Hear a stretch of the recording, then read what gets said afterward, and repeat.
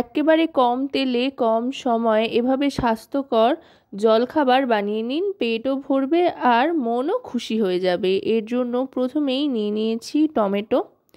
এখানে 2টো টমেটো নিয়ে নিয়েছি। টমেটোগুলো ছোট ছোট করে টুকরো করে নেব। এখানে টমেটো টুকরো আপনি আপনার পছন্দ মতো যে কোনোভাবেই করে নিতে পারেন। আমি এখানে 4 টুকরো করে নিচ্ছি। আপনারা চাইলে 2 টুকরোও করে নিতে পারেন বা একেবারে মিহি করেও কেটে নিতে পারেন, যেভাবে ইচ্ছে। কারণ টমেটোটা কিন্তু কেটে নেওয়ার পর মিক্সার জারে নিয়ে নেব, নিয়ে পেস্ট করে নেব। চাইলে কিন্তু টমেটো স্কিনটা বাদ দিয়ে ঘষেও নিতে পারেন। এবার এটা পেস্ট করে নিচ্ছি।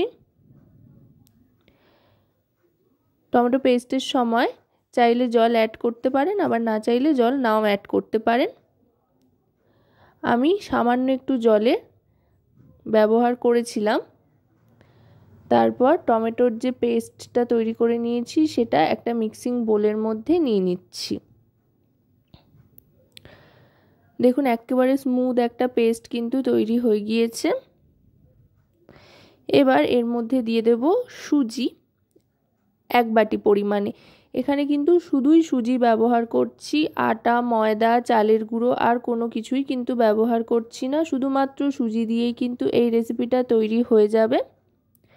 সুজিটা দিয়ে ভালো করে প্রথমে মিশিয়ে নেব। প্রথমে কিন্তু কোনো রকমের জলের ব্যবহার করব না, যেহেতু টমেটোরই একটা নিজস্ব জুস রয়েছে, সেটাতেই কিন্তু সুজিটা ভালো করে মিশিয়ে নেওয়া যাবে। তারপরে পরে যদি জলের প্রয়োজন হয় তো অল্প অল্প করে প্রয়োজন অনুযায়ী জল মেশাবো। এবার দিয়ে দিচ্ছি পেঁয়াজ কুচি। আপনারা যদি সম্পূর্ণ নিরামিষভাবে বানাতে চান তাহলে পেঁয়াজ কুচিটা বাদ দিতে পারেন, আবার চাইলে পেঁয়াজ কুচিটা দিতে পারেন। সাধারণত পেঁয়াজ কুচিটা দিলে আর কি টেস্টটা অনেক গুণ বেড়ে যায়। এবার দিয়ে দিচ্ছি লঙ্কা কুচি। পেঁয়াজ আর লঙ্কা কুচি দেওয়ার পর এবার দিয়ে দেবো এতে ধনেপাতা কুচি বেশ খানিকটা পরিমাণে। ধনেপাতার গন্ধটা কিন্তু এই রেসিপির সাথে দারুণভাবে যায়। আর ধনেপাতার সিজন না থাকলে বা ধনেপাতা যেই সময় পাওয়া যায় না সেই সময় একটু ধনের গুঁড়ো দিয়ে নিতে পারেন, তাতে করেও কিন্তু এটা খেতে দারুণ লাগবে।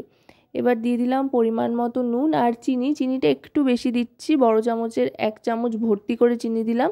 যেহেতু টমেটো রয়েছে টক টক হবে একটা, সেই জন্য স্বাদে যাতে ব্যালেন্স থাকে তাই চিনিটা একটু বেশি করে দিলাম। এবার সবটা ভালো করে মিশিয়ে নিচ্ছি। একেবারেই যেহেতু ঘন হয়ে গিয়েছে, খুবই শুকনো শুকনো লাগছে, তাই একটু একটু করে জল এতে মিশিয়ে নিচ্ছি। এটা কিন্তু নর্মাল টেম্পারেচারের নর্মাল জল, সেই জলটাই দিয়ে দিলাম। অল্প অল্প করে মিশিয়ে নেব। মিশিয়ে কিন্তু একটা ঘন ব্যাটার তৈরি করে নেব।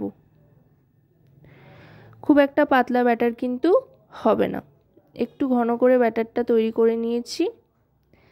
ব্যাটারটা তৈরি করে নেওয়ার পর একটু এতে দিয়ে দিচ্ছি বেকিং সোডা। এতে করে ভেতরটা বেশ সুন্দর ফ্লপি হবে যখন তৈরি হয়ে যাবে পুরোটা। এটা কিন্তু 1 টিস্পুন পরিমাণে দিলাম। 1 টিস্পুনের থেকে কম হলে কোনো ক্ষতি নেই, তবে 1 টিস্পুনের বেশি যাতে বেকিং সোডা না হয় সেদিকে কিন্তু লক্ষ্য রাখতে হবে। বেকিং সোডার পরিমাণটা একটু বুঝে দিতে হবে। এবার একটু রেস্টে রেখে দিলাম মোটামুটি 5 মিনিট মতো। 5 মিনিট রেস্টে রেখে দিয়ে 5 মিনিট বাদে কড়াইতে খুব সামান্য তেল দিয়ে এরকম হাতার সাহায্যে অল্প করে তুলে দিয়ে দিলাম 1 হাতা মতো তেল। কিন্তু দেখতেই পেলেন একেবারে অল্প তেল নিয়েছি, ছোট চামচের 1 চামচ মতো তেল নিয়ে 1 হাতা দিয়ে দিলাম। দিয়ে গ্যাসের ফ্লেমটা মিডিয়ামে করে দেব। আগে কিন্তু কড়াইটাকে ভালো করে গরম করে নিতে হবে, তারপরেই তেল দিয়ে দিতে হবে ব্যাটারটা। তারপরে ঢাকনা চাপা দিয়ে একটু অপেক্ষা করতে হবে। একটা পিঠ শুকনো হয়ে আসলে তারপরে ঢাকনাটা সরিয়ে নেব। দেখুন এই পিঠটা কিন্তু শুকিয়ে এসছে, তার মানে উল্টো দিকের পিঠটা কিন্তু হয়ে গিয়েছে বুঝতে হবে।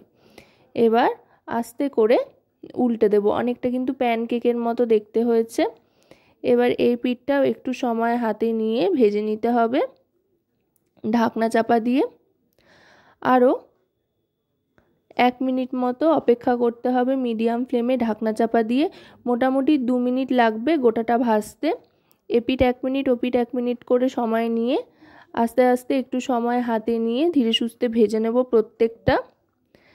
যেমন চটপট তৈরি হয়ে যায়, খেতেও কিন্তু অসাধারণ লাগে। আর কত কম উপকরণে তৈরি হচ্ছে সেটা তো দেখতেই পেলেন। আশা করব রেসিপিটি আপনাদের ভালো লাগবে। ভালো লাগলে অবশ্যই রান্নাবাটি চ্যানেলটিকে সাবস্ক্রাইব করে লাইক, শেয়ার, কমেন্টের মাধ্যমে আমাদের পাশে থাকবেন। আর পাশে থাকা বেল আইকনটি অন করে দেবেন সবার আগে সমস্ত রকম নতুন রান্নার নোটিফিকেশান পাওয়ার জন্য। কারণ আপনাদের নিয়ে, আপনাদের জন্যই কিন্তু আমাদের চ্যানেল রান্নাবাটি। এবার চলুন একটু ভেঙে দেখিয়ে দিই কতটা নরম হয়েছে, কতটা সফট হয়েছে। সেটা কিন্তু না খেলে বিশ্বাস করতে পারবেন না, তাই বাড়িতে অবশ্যই কিন্তু ট্রাই করে দেখতেই হবে।